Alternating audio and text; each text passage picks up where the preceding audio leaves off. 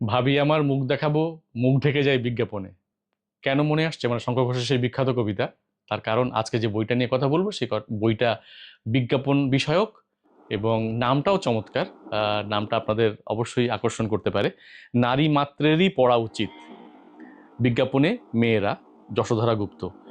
তিনি এইটা লিখেছেন। তিনি একজন কি বলবো বাংলার শিক্ষক, বাংলা পড়ান এবং বাংলা নিয়ে তিনি পড়াশোনা করেছেন, তিনি গবেষণা করেছেন এবং তার গবেষণার একটা বিষয় ছিল হচ্ছে এই বিজ্ঞাপন বিষয়ক।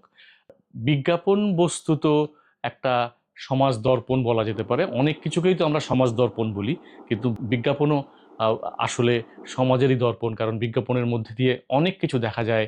আহ, সেই একটা সময়কে ধরা যায়, ভাষাকে ধরা যায়, সংস্কৃতিকে ধরা যায়, মানুষের সাইকিকে ধরা যায়। কারণ মানুষকে তো আহ, লুব্ধ করা বলবো নাকি মানুষকে মোটিভেট করা, যেটাই হোক না কেন বিজ্ঞাপনের মাধ্যমে সেটা করা হয়, যাতে করে মানুষ কোনো একটা পণ্যের প্রতি আকৃষ্ট হয় বা কোনো একটা সেবার প্রতি আকৃষ্ট হয়।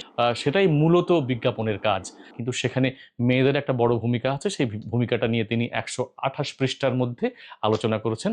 এই বইটা সম্প্রতি আমার হাতে এসেছে, সেই জন্য আপনাদের সঙ্গে শেয়ার করার ইচ্ছে হয়েছে বলেই আজকে এই বইটা নিয়ে বসেছি।